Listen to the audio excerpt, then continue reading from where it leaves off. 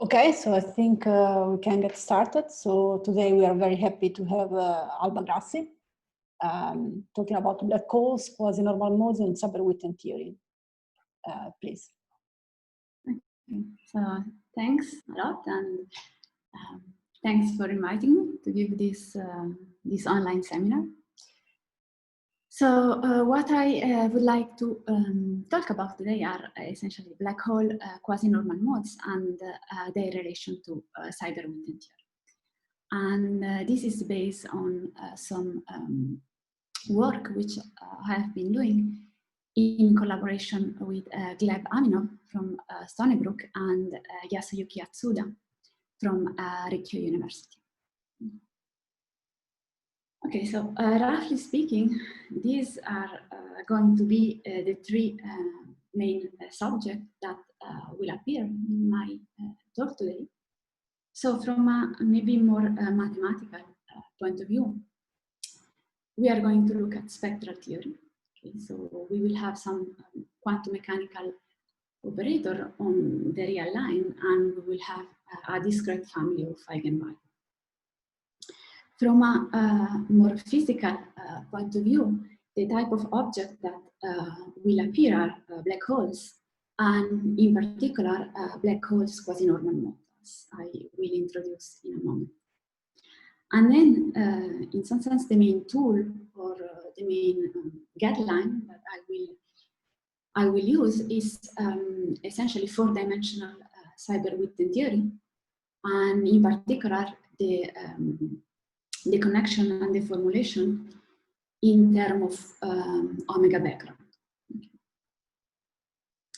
Okay, so let me maybe start with some general context and also a little bit of motivation. Okay. So, as you know, in general, in quantum mechanics, it's hard to find exact analytic solution for the corresponding spectral theory. Okay, so if you take an Hamiltonian, for instance, on the space of a square integrable function, in general, it's hard to find an analytic and also exact expression, for instance, for the eigenfunction or for the quantization condition for the eigenvalue. Sometimes we have some numerical tools where we can analyze these Hamiltonians, but analytically, this is actually very hard. There are some examples, like the standard toy model is the harmonic oscillator, right, where we can work out everything analytically and explicitly, but in general, this is hard. So if we want to make some progress in this direction, we need to develop some new non-perturbative tools. And what people realized in recent years, and in particular starting with the work of Nekrasov and Chatashvili, is that if we think of quantum mechanics from a geometrical point of view, similar of what like Balian, Parisian, Ross were doing in like the 70s or 80s. So if we follow this geometrical guideline, then we can actually make contact with supersymmetric gauge theory and also with topological string. And we can actually use tools that and also ideas that people develop in this context to provide exact solution for a full new family of operators. Okay. So let me maybe elaborate a little bit more on this connection. So in principle, why should we even expect that supersymmetric gauge theory can play any role in the spectral theory of quantum mechanical operators? And roughly speaking, the reason, the underlying reason is that these two subjects have the same geometrical origin. Okay. And in particular, already in the 70s or 80s, as we will see, Balian, Parisian, Boros develop a certain geometrical approach to the spectral theory of quantum mechanical operators. And then later, around the 90s, Seiberg and Witten also understood that it's possible to encode the physics of some supersymmetric gauge theory in a geometrical way. Okay? So in some sense, you can think of geometry here as the common background in some sense, which connect and link these two subjects. And as we will see, this link is nice, but it's also actually useful when it comes to computation. Okay. So the plan for today is the following. So on one hand, I would like to review a little bit what are the main ideas behind this geometric or gauge-theoretic approach to spectral theory, and in particular, the connection with the work of Nekrasov and Shatashvili. And on the other hand, I would like to show a concrete application of these ideas and this method to the study of black hole quasi-normal modes. Now, at the chronological level, what I'm going to do is first introduce a little bit this object, and then in a second time connect with gauge theory. Okay, so black hole quasi-normal modes. So what I'm going to do here is essentially try to give a rough idea of what these modes are and why people care about them. And in a few slides, I'm going to define them a little bit more precisely. So from the point of view of quantum mechanics, roughly speaking, you can think of this of quasi-normal modes as some like resonance state or dissipative modes. Okay, so this essentially means that you have a discrete family of eigenvalue, but these eigenvalue have a non-zero imaginary part. And in the context of black hole, quasi-normal mode recently got quite some attention because they appear in the signal of two merging black holes. Okay. So this is an image which I took from the LIGO and Virgo collaboration paper. So you have the two black holes here, they spiral and so on, and eventually they merge. Okay. And this very last phase, which is called the ring down phase, is characterized by this damp oscillation, which are precisely due to black hole quasi-normal modes. Okay, so those modes are oscillations which appear in the final stage, this ring down. Now, one interesting application of black hole quasi-normal modes is related to the Noether theorem. Okay. So in this context, this essentially means that according to general relativity, this oscillation frequency should depend only on very few parameters, like in this case, for example, on the mass and the angular momentum of the final black hole. Okay, so if you are able to measure them, then you can use that to determine what is the mass and the momentum of the final black hole. And if you are actually able to measure more than one of these oscillations, you can really test this hypothesis that given these few parameters, then all these oscillations are fixed. And at the experimental level, this was actually analyzed recently in this nice paper. Okay. So this was to try to give a bit of motivation and some argument of why these black hole quasi-normal modes are interesting. What I will do now is I will define them a little bit more precisely. Okay. So the framework that we use to compute black hole quasi-normal modes is what is called black hole perturbation theory. And so let's consider to start with the simplest example, which is the one of Schwarzschild black hole. Okay, so this is a static and spherical symmetric solution to the Einstein equation in the vacuum, which look like this. Okay, so you have the metric, the Ricci tensor, and the scalar curvature.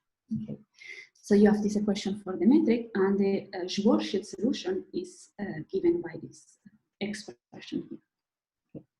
So you see that, you know, when you put R, you send R to infinity, you recover the flat space-time. You have the singularity at R equals 0, which is hidden behind the black horizon, which in the convention here is at 2m, where m is like the mass of the black hole. Okay. So this is the Schwarzschild solution.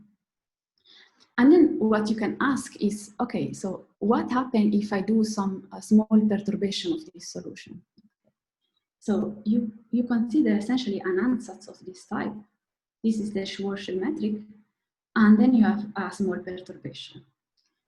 And by a small perturbation, essentially what we mean in this context is that when you plug, for instance, this back into your equation, every time you have like delta G mu square or higher power, you are going to throw that away. So this is what is called linear perturbation theory. And it was shown already a while ago by Regge and Wheeler that linear perturbation of the Schwarzschild metric can actually be encoded in a quite simple and also very elegant second order differential equation. Now, in order to derive this Regge-Wheeler equation, it is convenient, let's say, to exploit, in some sense, the symmetry of your background metric and decompose the perturbation in this way here. So these are the spherical harmonics, which for this value of the parameter are essentially the Legendre polynomial. So this is so here you are essentially decomposing your perturbation into spherical harmonics. So the angular part is in here, and then you also have a radial part and a part with the okay. And then you take this and you plug this ansatz back into your equation of motion. This is what Regge and Wheeler did. And what you find is this relatively simple second order equation. So you have two derivatives, f of r is given by this expression here. And then you have a potential, which is also relatively simple. Okay. So m is like, again, the mass of the black hole that you are perturbing, and then L here is reminiscent of this decomposition in spherical harmonics. And the radial part of the perturbation can be written in terms of this object, which is a solution to this equation. So you can reduce this, this problem of perturbation, trying to understand the perturbation of the Schwarzschild metric, to study this relatively simple second order differential equation. Okay. Now, this equation also has to be supplied by some appropriate boundary condition.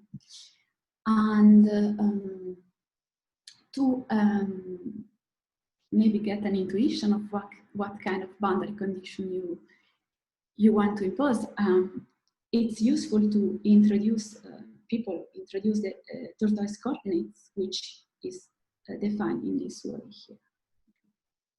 So you see in the original R coordinate, the horizon is at 2m. When you do that, you are essentially sending the horizon at minus infinity.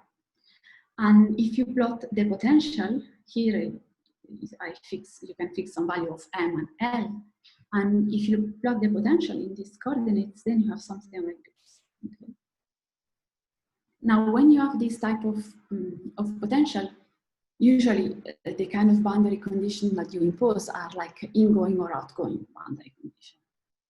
Now, if you consider our problem and you look at R to infinity, what you impose is basically outgoing boundary condition. And this is because you don't want anything to come into your universe from infinity. And on the horizon, instead, you are going to impose ingoing boundary condition. Okay. Now, you can show that these boundary conditions are satisfied only for so here you have this, you also have this parameter omega, which appear here, and originally this comes from a second derivative with respect to the time. So you can show that these boundary conditions are satisfied only for a discrete complex set of frequencies that I'm going to denote in this way. And these are what are called black hole quasinormal. And an important and also useful fact is that it's non-trivial, but people were able to compute these black hole quasi-normal modes numerically. Okay, so this was done, for example, by Berti, Cardoso, and collaborators. And there is actually also a very nice web page where all these numerical values are listed in a very organized way. Okay. So you can fix some value of the parameter, like this one, and then you can see what are the numerical values that they got. And for the first three frequencies in this case, is what you obtain is this. Okay. And you can also go at higher value. Now, the type of question that I would like to address in this talk is whether it's possible to have maybe a more analytic approach to these black hole quasi-normal modes, especially in view of all this development which was obtained from the point of view of supersymmetric HT. So what I would like, as I said, what I would like to do in the following is to show that yes, a more analytic approach is possible, and this is possible thanks to an underlying connection with four-dimensional Seiberg-Witten theory. So in order to do that, first I need to review a little bit what are the main ideas behind this geometric or gauge theoretic approach to spectral theory.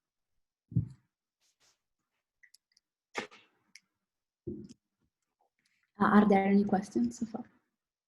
Otherwise, okay. So let me now maybe review some basic aspect about spectral theory of quantum mechanical operators. So one of the, as I said, one of the simplest time model that we can solve analytically in spectral theory is the harmonic oscillator. So in this case, the Hamiltonian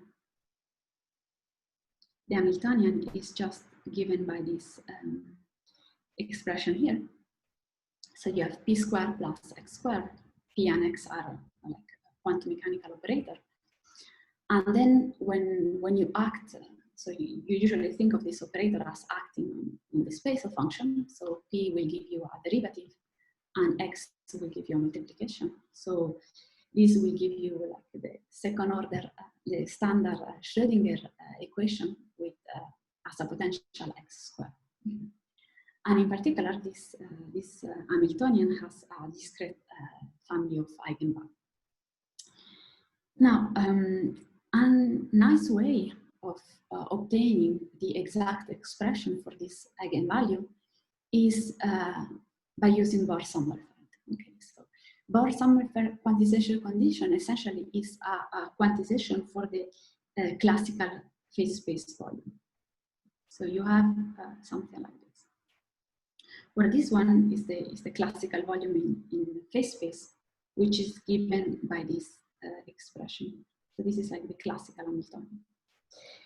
And if you plug this back here, you get the exact quantization condition for the eigenvalue or the energy level of the harmonic oscillator. Okay, so that's nice, and it's an exact result. But the point is that for a more generic potential, even if you take p squared plus a polynomial potential, which is not x squared, then Bohr-Sommerfeld is only an approximation. And if you want to obtain an exact result for this quantization condition, you also need to include quantum correction, both at the perturbative but also at the non-perturbative level. Okay. And this is actually, it's highly non-trivial in general. So what I would like to do now is to look at a slightly more complicated operator, but also more interesting, where we can actually do that explicitly. And the way in which we are going to do that is via a connection with supersymmetric H-theory. So the example I would like to look at is the one of modify Mathieu. Okay? So again, you have P squared, and the potential this time is given by an hyperbolic cosine. Okay. So for instance, if you take lambda to be real, this operator will have, you have a confining potential, so you will have a discrete spectrum which is also real and positive in this case. And then you can ask, can I write down an exact quantization for this for the spectrum of this operator, similar to the one of the harmonic oscillator?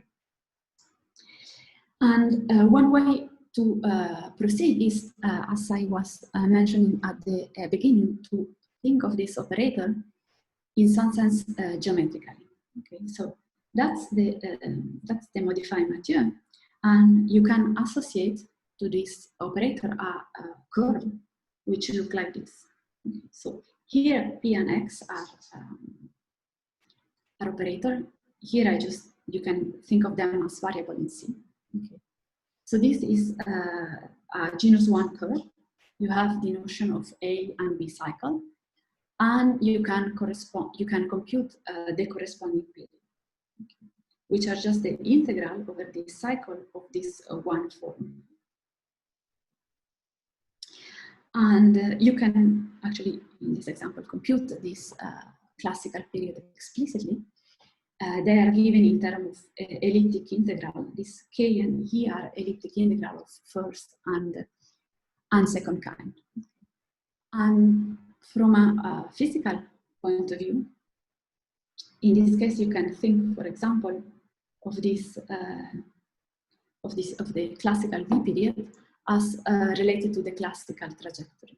So X plus or X minus here are the turning point of the potential. Okay. So at this point, the momentum is 0, and V of X is equal classically to the energy. The period instead, in this way of thinking, is associated to like a complex trajectory. And then you can ask, so what is the quantization condition for this operator?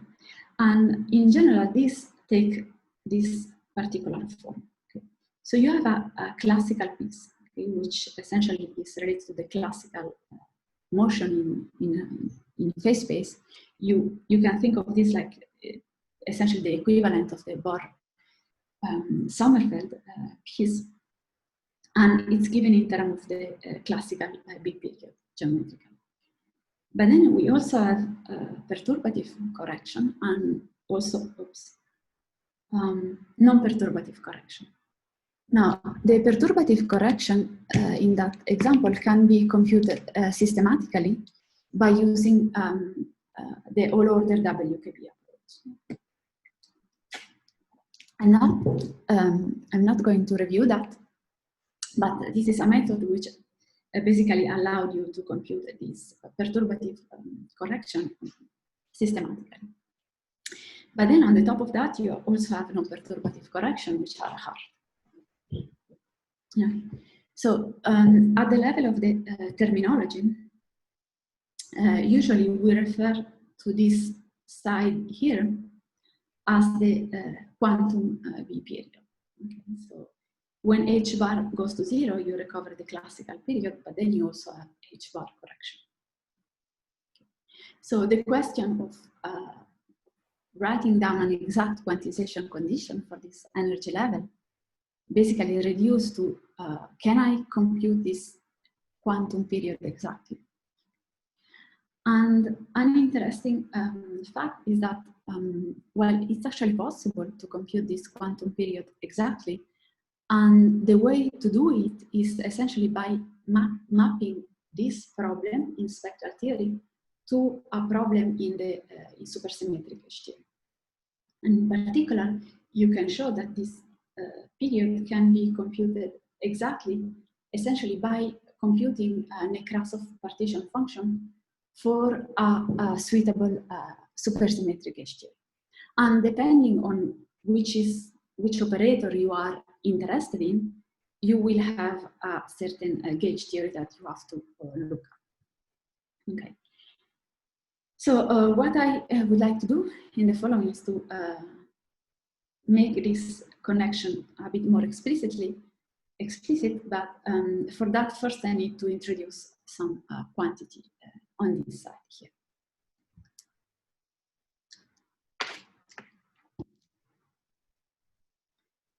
Okay, so I'm going to focus on the example of modifying Mathieu, okay, but this is more general. So for modifying Mathieu, the relevant gauge theory is pure SU2 n equal to super n Mills, and we have to consider that theory in the omega background. Okay. So you essentially have three parameters in this theory. You have a lambda, which is the instanton counting parameter. So it's like related to the gauge coupling in some sense. Then you have another parameter, which basically parameterize the moduli space of vacua. Usually in gauge theory, instead of E, people use the parameter U, which is the column branch parameter, but here I will use the notation E, because I have in mind the application to spectral theory. And then you have the two parameters of the omega background, which are telling you about the twisting of this background. Okay. Now, there are two important results which were obtained in this context, and the way in which I'm presenting them is not in chronological order. Okay. So, a very important result was obtained by Nekrasov, and is the fact that you can compute the partition function for this theory exactly. Okay, you can. I will show you an explicit example in a moment, but the partition function of this theory is really something that you can write down explicitly, and it's a well-defined object.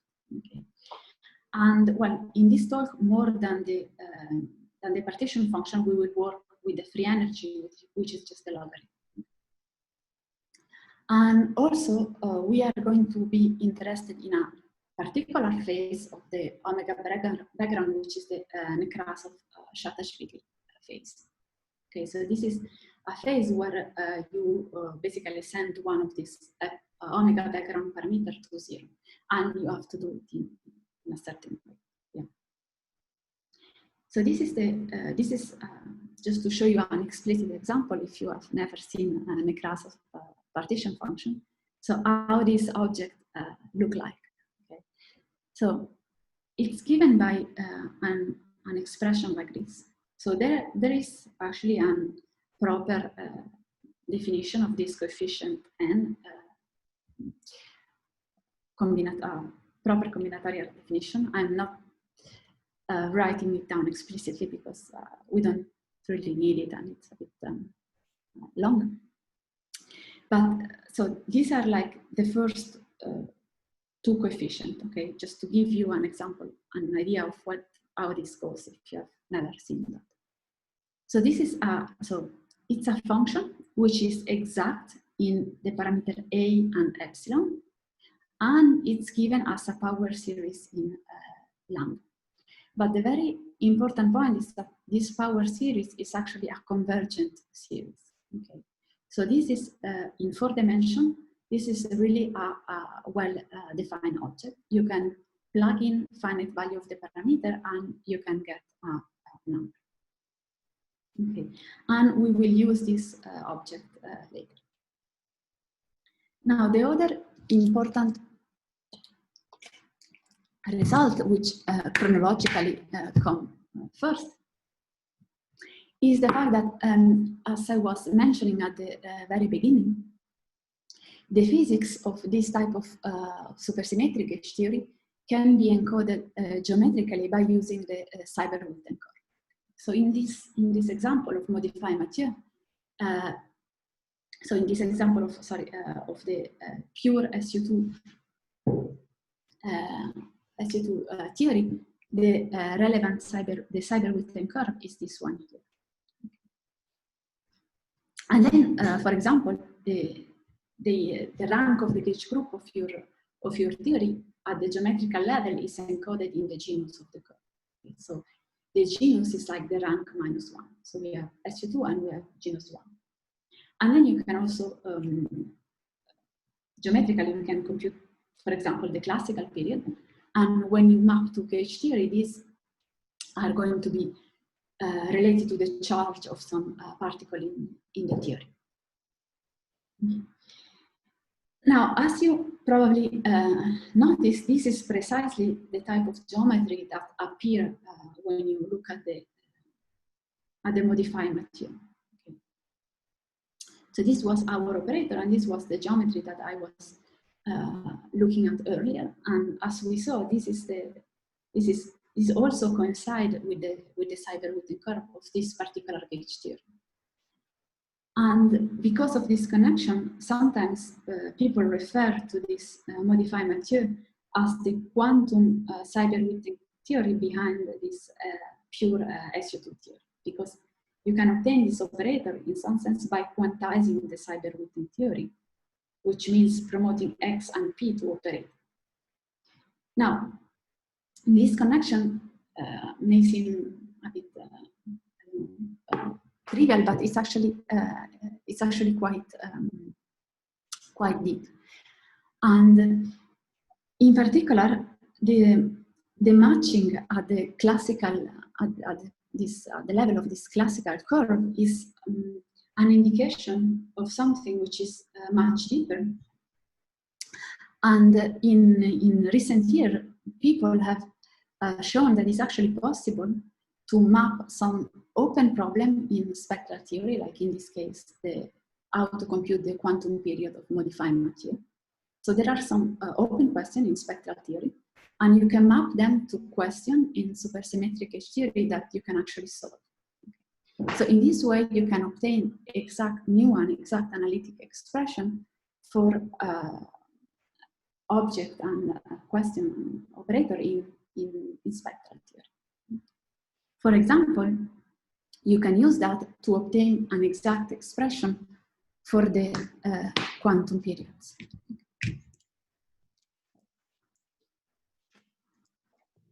And if you do that in the example of modified Mathieu, what you obtain is this object here. So you have some like log of gamma function, and then you have this part, which is the Nekrasov-Shvatashvili free energy. And as I was mentioning earlier, this is really an object that you can write down explicitly. And it has the important property of being exact in H bar.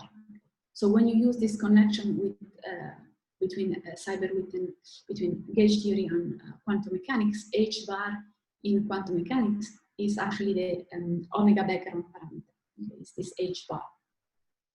So Nekrasov partition function is exact in the omega background parameter, which means that this is going to be exact in H bar. And then the parameter A, which appear here, is related to the energy that you have in your spectral theory in this way. So this is always the same function. So in some sense, by exploiting this connection, you can really write down an explicit expression for these quantum periods. And then once you have them, you can use that to obtain, for example, the exact quantization for the energy level, which look like this. Okay. And this is computed in this way here. So you can plug in some value of H bar that you would like. You can pick some number, and then you can solve that for energy. And these are going to give you the eigenvalue of your operator. Now, this is a very precise statement that you can test. For example, you can test that numerically. So you can use numerical methods to compute the eigenvalue of modifying material up to a certain precision, and then you can check that they match the one that come from this quantization. And in the particular case of modifying material, this was actually also proven by Kozlowski and Teschner. Now, in the rest of the talk, I'm going to use this notation here. Just, you know, instead of quantum B period, I will use this just to really stress that this is something that, you know, for the operator that we will be looking at, can be computed explicitly. Okay, this is an object, like unknown function. Okay, so what I would like to do now is to apply this gauge theoretic approach to study black hole quasinormal modes. Okay, so do you have any questions? Or maybe... Okay. So, okay, so now we go back to quasinormal mode and to Regge-Wheeler equation.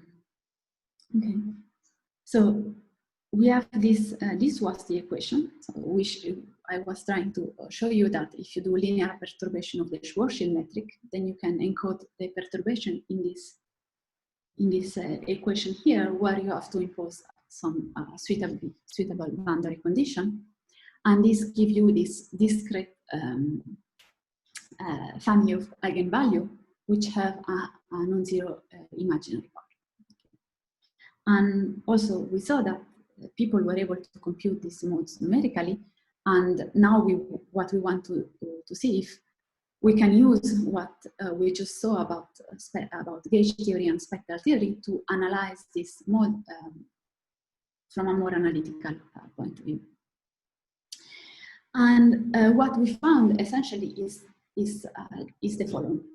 So we were able, by doing some, let's say, creative algebra, to show that it's possible to write the Regge-Wheeler equation as a quantum Seiberg-Witten curve to a suitable gauge theory, which I will define in a moment. Okay, so you can map the problem of computing these quasi-normal modes of a Schwarzschild black hole in this case to compute the eigenvalue of a certain operator which arise in the quantization of a certain Seiberg-Witten jump. And if once we have this, if we follow this geometric or gauge theoretic approach that I was mentioning, then you can write down immediately, for example, an exact quantization condition for the black hole quasi-normal mode frequencies.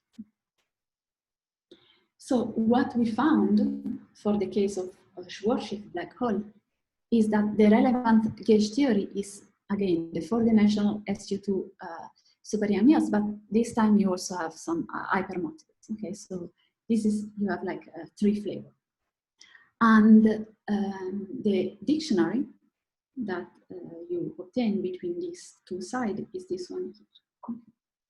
So M1, M2, and M3 are the masses of these three flavors. And then in that correspondence, you send the omega background parameter to 1. Okay. So this should be absolutely. Okay, and then once you have this, you can write down directly the quantization condition, which is this one.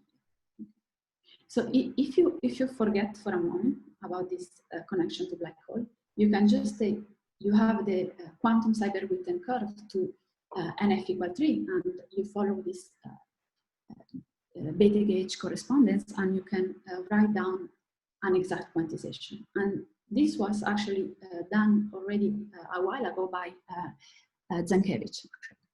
So you can take the results that he got, and now you can use the dictionary that we found between gauge theory and black hole, which is this one here. So if you take this, the quantization condition of Zenkiewicz, and you write down, you insert this explicit expression, then you can fix some value of the mass, some value for L, and this is going to give you a quantization condition for the frequency omega. And then you can test, we don't know how to prove that, but you can test that the solution to this quantization condition precisely match the numerical computation for the quasi-normal mode frequency of the Schwarzschild black hole. Okay. So by using this underlying chat. Sorry? There is a question. Oh. We have specialized masses. We have 3 masses, but only m and omega on the black hole side. Let me see if I can see. Do we have specialized masses? We have 3 masses, but only. Yes, of course. Hi, Seiberg. Yes, there are more parameters on one side than in the other, and indeed, the masses have to be specified in a precise way. And the way in which you do that is really by mapping this by mapping the Regge-Wheeler equation. You think of this equation in terms of a quantum Seiberg-Witten curve, and then you write down the dictionary, which specializes the masses to a particular value. And yeah, I hope that's okay. Okay, so what I've been doing so far was the example of the 4-dimensional Schwarzschild black hole. Okay, because this is like the less technical and the simpler one to write down. But this approach can actually be used for other type of black holes. For instance, for the example of Kerr black holes. Okay. So Kerr black holes are stationary and axially symmetric solution to the Einstein equation in the vacuum. And well, they are characterized, as in the Schwarzschild case, by a mass, but in this case, you also have an angular momentum. So you have rotation. Now, an interesting characteristic of these Kerr black holes is the fact that somehow for the horizon to exist, so to avoid the naked singularity, you have to impose an upper bound on the angular momentum, which is this. And this bound is saturated like this. Then the black hole is like the extremal Kerr black hole. Now, the example of Kerr black hole is actually technically more complicated, so I will not give the details. Those are in our paper, and if you want, we can discuss more later. But the things work in a similar way. So in particular, when you have a Kerr black hole, instead of one equation, which is the Regge-Wheeler equation for the case of Schwarzschild, you have a set of 2 equations, which are the Joukowski equation, but still you can map them to suitable quantum Seiberg-Witten theory, and you can do what we did for the Schwarzschild case. And the results that you obtain in this case are, in some sense, even more interesting. For example, we were able to obtain for the first time an analytic formula, all-order formula, for the eigenvalue of the spheroidal harmonics. Okay, so I'm not sure if you are familiar with the spheroidal harmonics, but for example, if you remember in the case of the Schwarzschild perturbation, we were doing this decomposition in terms of spherical harmonics. Okay, so spherical harmonics are like a well-known function. We know the eigenvalue very well.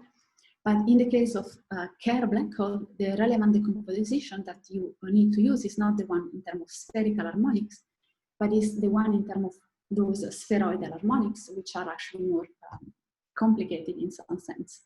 object, and those are such that, well, they are going to depend on the angular momentum, and when you send the angular momentum to 0, you obtain back the spherical harmonic.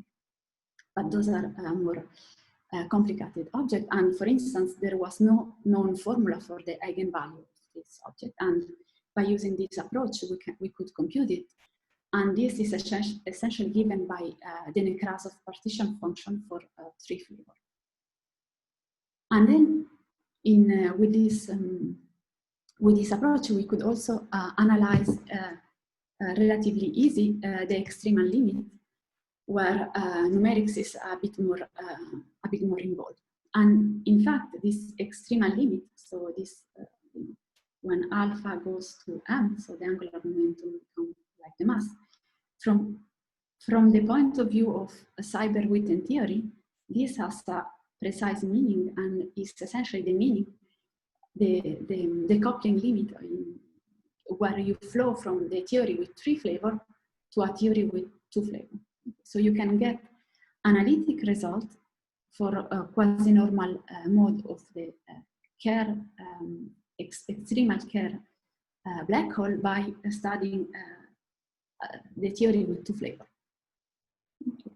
Sorry, a question. Sorry, I didn't understand what is the gauge theory that you associate to Kerr before taking the extremal limit. Is again 3 flavor SU2 or? Yes, both for Schwarzschild and Kerr in 4 dimensions is NF equal 3, but the dictionary is different. For example, in the case of Kerr, you see, in the case of Kerr black holes, the instanton counting parameter goes like m square minus alpha square. M is the mass and alpha is the angular momentum. And then you have one of the masses which essentially goes like this. So you still have an F equal 3, also for Kerr in 4 dimensions, but the dictionary is different. Okay, and it's only in the Kerr dictionary that this works, this limit makes sense. If you look at the Schwarzschild dictionary, you don't have this decoupling limit in Seiberg-Witten theory is not realized. It's realized only in the Kerr black hole.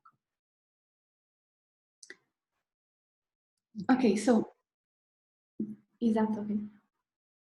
Yeah, I mean, but then when you look at the expansions, you expand in different parameters. You have the same gauge theory object that you expand into different ways, and you have 2 sets of normal, quasi-normal modes. Is that the idea? Yes. I see. Yes. Okay. Yeah, sorry, that maybe was not very clear. So the quasi-normal mode, so for Schwarzschild black hole, you have a certain set of quasi-normal modes, which are defined by Reggie Wheeler with some boundary condition.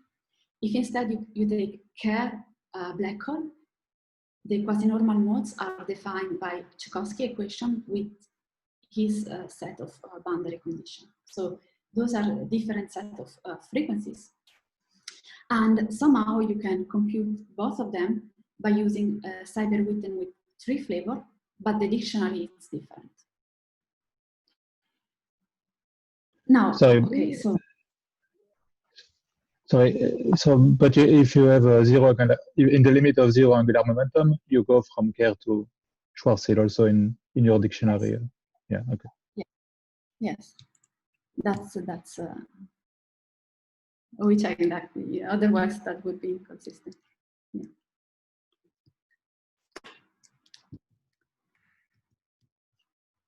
Okay, so what we did so far was Schwarzschild and Kerr in 4 dimensions, and also these are solutions which are asymptotically flat at infinity. Okay. And so what you can ask is, okay, so how general this connection with Seiberg-Witten theory is. So if I give up, for instance, one of these 2 points, can I still do a similar analysis? Can I still exploit these gauge theoretic results?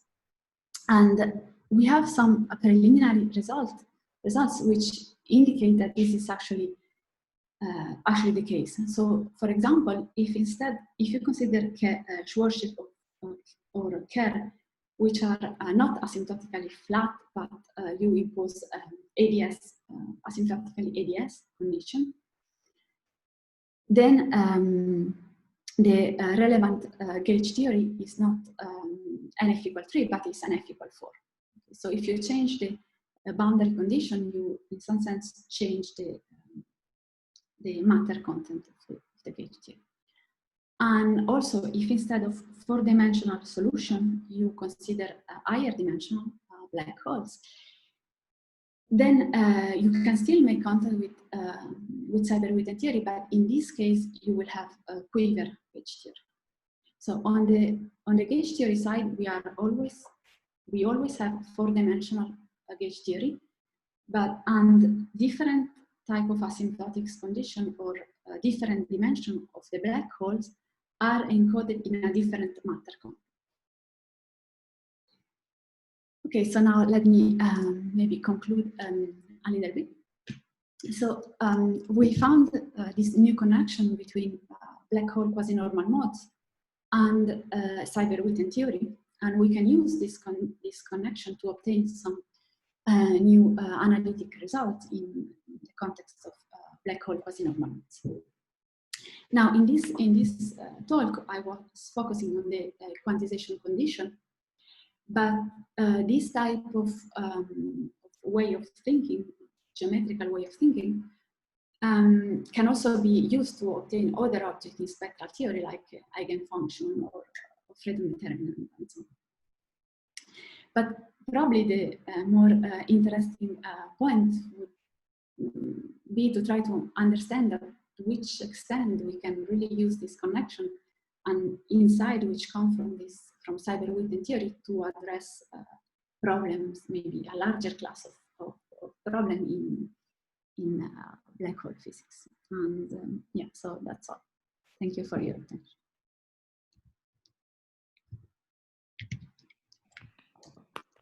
So thank you very much, Alba, for the very nice talk. So, questions? Hi, thank you for the very nice talk. Is it clear what kind of potentials you can map to some Seiberg-Witten system? Or is it so far with the Schwarzschild that you've studied more sort of, you just play with it until you can make it work? So the original approach was, okay, we play with it until we make it work. But one way of, if you want to say, okay, let's take this equation, can I map it to something in Seiberg-Witten? What at first insight come by looking at the singularity of this ODE. Okay. So for instance, in the case of asymptotically ADS, the equation which describes this black hole have 4 regular singularity. Okay. And you know that this is precisely the description of NF equal 4, right? If you think in terms of Gaiotto formulation, right? And then, yeah, so you have to look at what are the singularity of your equation, which type of singularity you have, regular or irregular, and then you have to look at the gauge theory, which has this, which is described maybe with a sphere with 4 regular puncture, or maybe a certain type of puncture with regular or irregular. And once you have that, then you really have to sit down and work out the dictionary, and this is hard. I see. So the analytic sort of properties of the actual potential is somehow Yes. give you the hint, but maybe not enough to fix the theory. Not enough to fix the dictionary.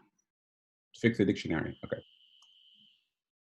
But I would expect that if this gives you, if there is a gauge theory, then that's going to be the gauge theory, and then you have to work out the dictionary. Okay. What happens if the potential have branch cuts, for example?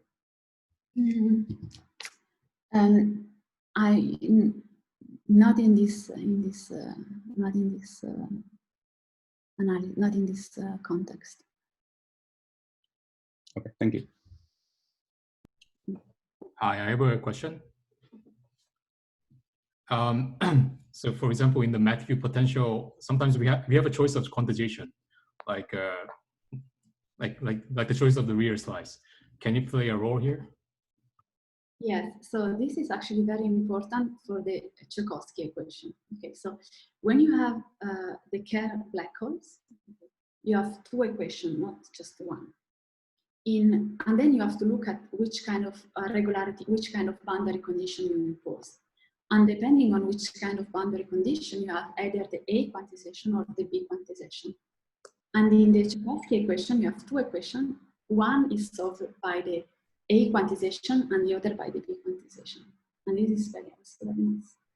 So you really have this map also in this context. There are three people who raised their hands. I'm not sure who did so first. Let's go alphabet by random order. Feiyan. Hi, Alba. That was a great talk. So I have a question which might be a little vague. So is the gauge group on the Seiberg-Witten side always SU2? Is there some black solutions which could give you possibly like SUN, like SU3 Seiberg-Witten curve, and you study quantization of such Seiberg curve? Yeah, thank you. Yeah, that's so the type of solution, the type of black holes that I've been looking at were always SU2. Okay. So you have a second order differential equation. You can have like quiver, like SU2 times SU2, SU2, but somehow it's always SU2. Now, I don't know if all the examples that will. Okay. Cool. Thank you. Cyril, proceed. Yes. Hi. Yeah, nice talk. So I just the obvious question about you. So you have three masses and two parameters on the Kerr side. So is there any idea of how to release that constraint? I mean, whether the third mass could be also something on the black hole side? And the related question is, can you tune to an Argyres-Degas point somewhere on the blacker side? Can you turn to? Could you tune? I mean, I guess if you would probably need a third mass, but if you could tune to an Argyres-Degas point. You mean maybe I can like insert, because Kerr is like you have mass and angular momentum. You are asking, suppose that I inserted the charge. Is that like releasing one of the mass? Yeah, maybe. Yeah. That's what you were asking, right? Yeah, if there is an interpretation of the third mass, yeah, to have a generic parameters. So in the Kerr, you have three masses, but those are, the dictionary is such that only two are independent. I think that if you also allowed for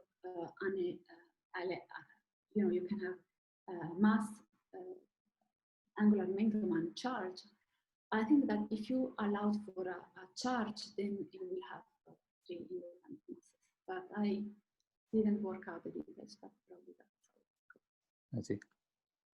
That'd be interesting. And then in that case, you could go, for instance, I don't know, but you would imagine that the Argyres-Degas points would be special. Maybe supersymmetric or something, I don't know. Yeah, but yeah, I haven't worked out the detail, but that would be a possibility. But maybe I'm wrong. Thanks. We had Nopadol, but I'm not sure if my question has been already asked. It's also about the Argyres-Douglas point. Okay. Sorry. Yeah. In the Kerr black hole, yeah, this is not realized, but maybe if you add an electric charge, then maybe. Yeah, there are also more parameters you can switch on, right? I mean, there are this Analytica, Lebansky, Demiansky, where you also accelerated Kikit in the so other parameters. A question by Hassan Halvati. Hello. Thank you for your interesting presentation. I have a problem though. You have mentioned that you got results for the Schwarzschild black hole that is in agreement with the Berti and Cardusov's numerical results.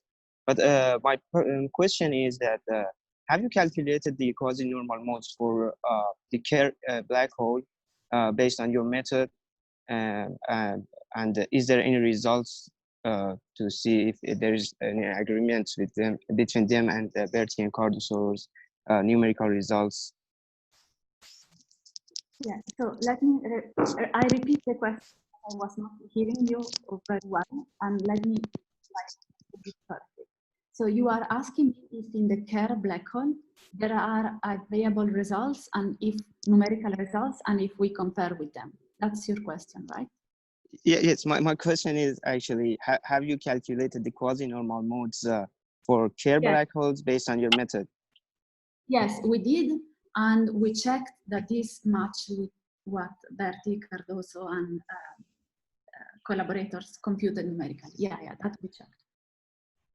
And this thank you. And is your results available if I could check them on your paper or somewhere else? The Kerr black hole is worked out in our paper. I just didn't present it because it's too long and the Schwarzschild is less interesting for many Yes, people, yes. That's because I asked this question because I'm actually right now working on data from LIGO to check the quasi-normal modes from Kerr black hole, and since as you know it is more challenging since they cannot decompose the axial and the radial parts of the perturbations for the Kerr case, and if there is any any analytical method to check these quasi-normal modes, it would be more reliable than the numerical results. And I would be happy if I could check them. I honestly think that the numerical results are quite reliable, but yeah. Thank you very much. Björk again. Hi, I have one more question. In the example you showed, do we have the non-perturbative corrections? You mentioned in the instant uncounting? Yeah, so in the example that you showed, SU2 with 3 flavors, do we only use the Nekrasov function which doesn't have non-perturbative correction in H bar, or do we have some correction? No, Nekrasov partition function is exact in H bar. Okay, so I was just asking because you mentioned non-perturbative correction. Yes, Nekrasov partition function encodes this non-perturbative correction, right? If you take Nekrasov partition function and you do an expansion in H bar, right, you obtain the full WKB series, which is divergent. Right? Oh yeah. But partition function is it's perturbative and non-perturbative in the epsilons. It's exact in the epsilon. So in 4 dimensions.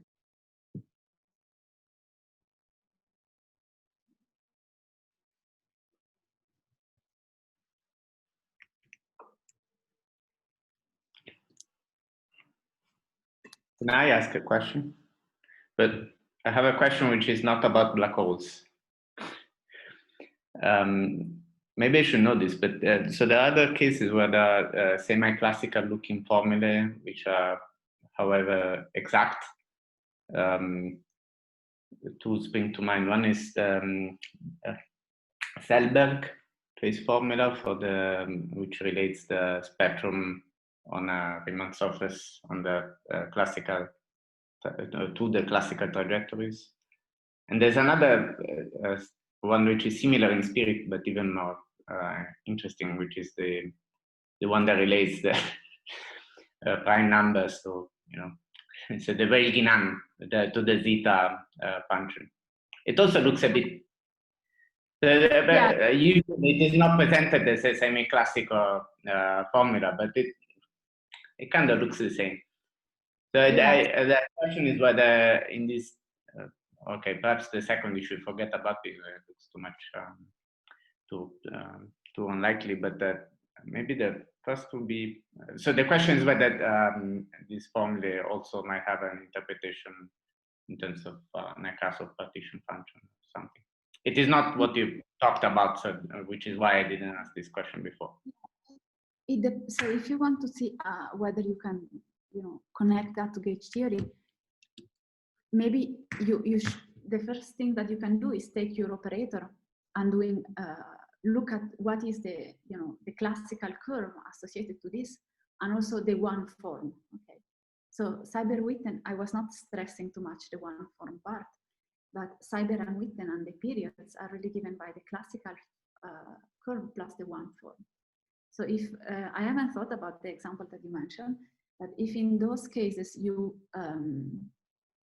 can the classical version of the operator and the corresponding one form is the one of Seiberg-Witten, then you probably can use this technology. But I didn't check in those examples. I understand what one should do. I was asking just on the off chance that you might already have thought about.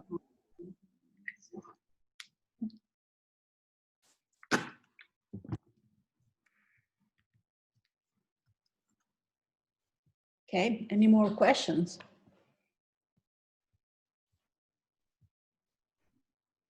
So maybe, I mean, I can pause the registration, and if you want to ask more questions, for the moment, let's thank again Alba for the very nice talk.